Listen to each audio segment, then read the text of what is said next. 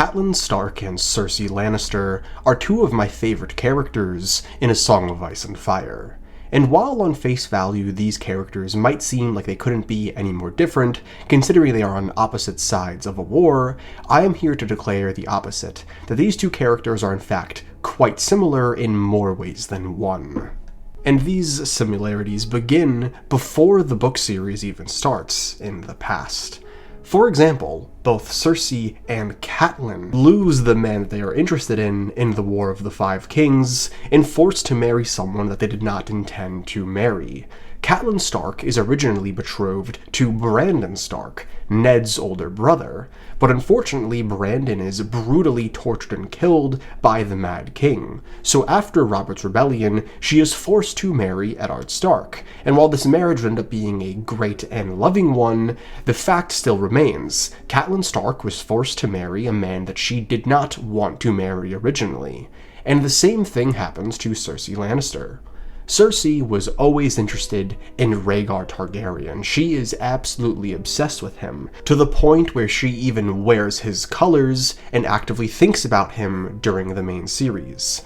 Unfortunately for her, however, Aerys wanted to spite Tywin, so she was never given the marriage alliance to Rhaegar Targaryen. But regardless, after Robert's Rebellion, Rhaegar, as we all know, is killed on the Trident, and then Cersei Lannister is forced to marry a man that she didn't want to marry, being Robert Baratheon. Beyond that, both of these characters are fishes out of water. Catelyn Stark remarks in A Game of Thrones that no matter how long she's been at Winterfell, she never really feels quite at home. The Godswoods make her feel uneasy, and no matter what Ned does to comfort her, it just never really feels like this is where she truly belongs.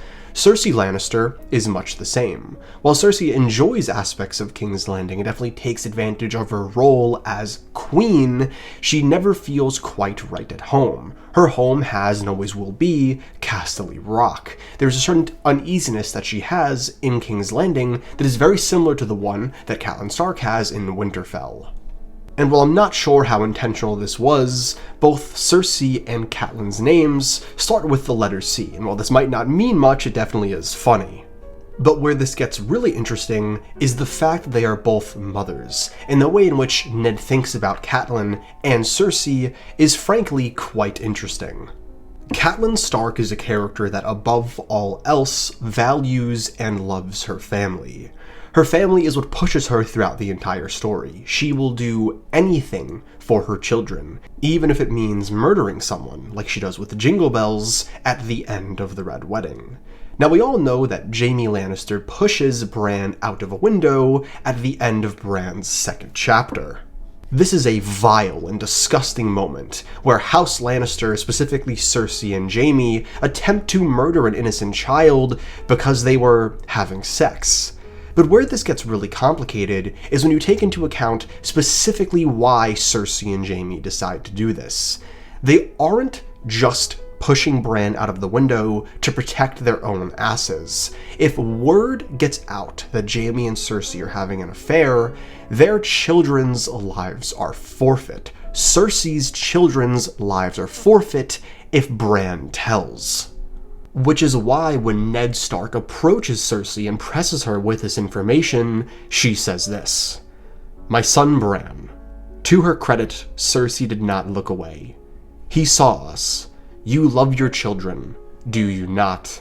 Implying that she did this for her children. Cersei is okay committing this abominable act due to the fact that she has a relationship with her children and loves them. And while her love is definitely malformed and mutated, there's still something there nonetheless.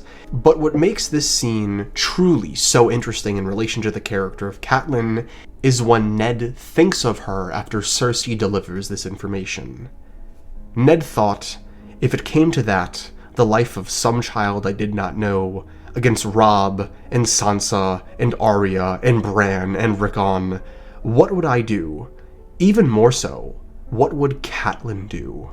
If it were Jon's life against the children of her body, he did not know. He prayed he never would.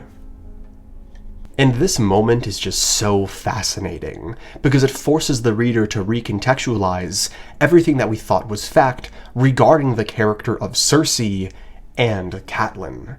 Up until this point, Catelyn Stark has been the good guy, and I would say she still is, but Cersei has been painted as the clear evil, the clear opposite to Catelyn Stark's love. Cersei is disgusting, malformed, and deplorable, while Catelyn Stark is just a loving mother who would do anything for her children. But Ned Stark comes to the conclusion that while Cersei is definitely worse than Catelyn, when push comes to shove, are they really so different? Cersei Lannister is a character that will do absolutely anything for her family, and her family includes herself. And Catelyn Stark is a character that would do absolutely anything for her family, and that includes herself. And this becomes even more interesting when you consider the relationships that each character has with their eldest son. Joffrey is Cersei incarnate. Cersei loves and respects Joffrey. She views him as this young boy who is becoming a king.